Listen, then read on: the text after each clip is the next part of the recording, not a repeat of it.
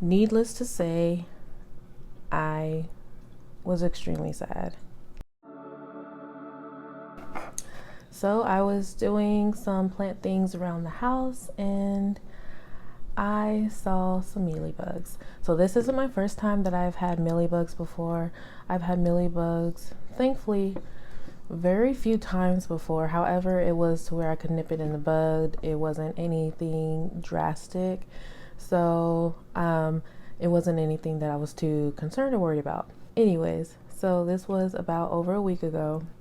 I was looking at my beautiful string of hearts that is at least over 5 feet long, and she was infested with mealybugs. Literally almost every other node, every other 2 nodes had some big old white spots on it, and it looked like cotton balls, but no, it was mealybugs.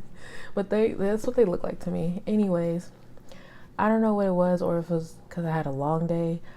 I was almost in tears when I saw it because I was just in utter disbelief. And not only that, because the times I've had mealybugs before was on big leaf plants. I've had it on my aglaonema, and I forgot the other plant, but anyways, it was big leaf plants, so it's easier to spot treat and all that, so it wasn't a big deal.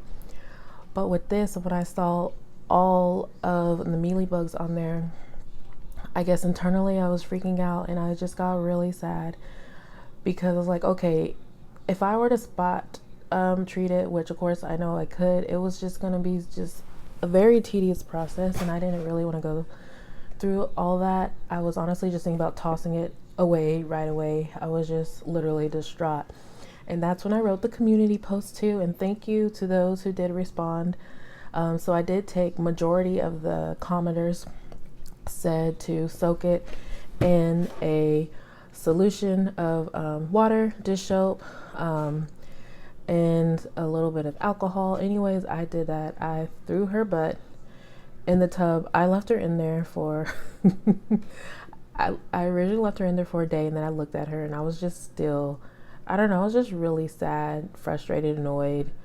I don't know. I was feeling all the things, and I left her in there another 2 days, and then I finally got her out. I rinsed her, and then I rinsed her real good, and there was still, it got most of the mealybugs. They're actually floating on top of the water.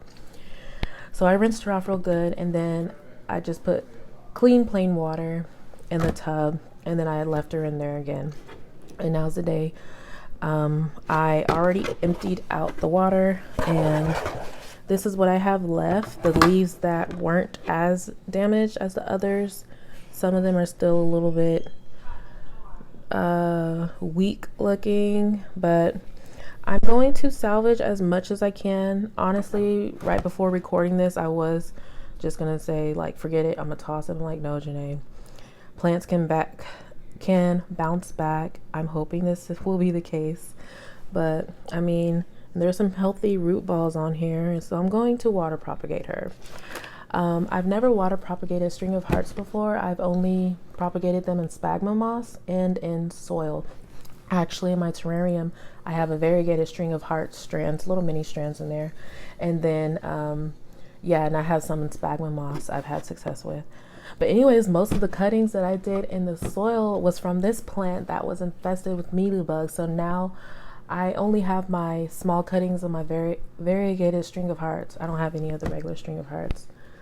Anyways, I'm going to try to water propagate this and then do an update video sometime down the road and go from there. And if you have any tips or anything for me, and if you have dealt with mealybugs and string of hearts, please let me know in the comments. And yeah, I mean, I'm okay, just a little bit sad, but I'm okay. Okay, so this is what we have.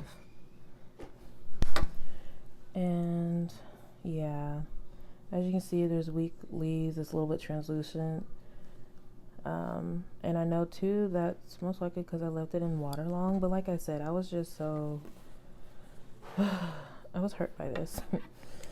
Okay, so I'm just going to cut a lot of strands and just where most of the healthy leaves are, and then also the root ball, and then just go from there.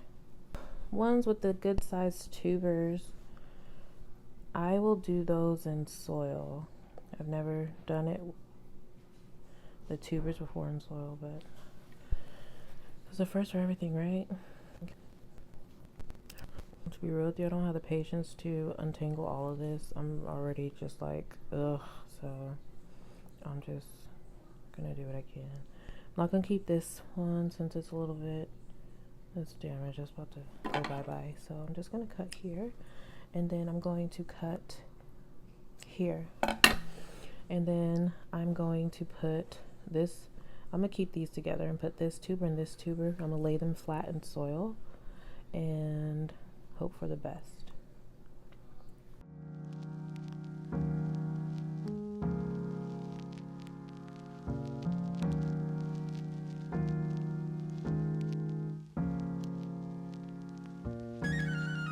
These are actually some healthy parts right here. That makes me happy.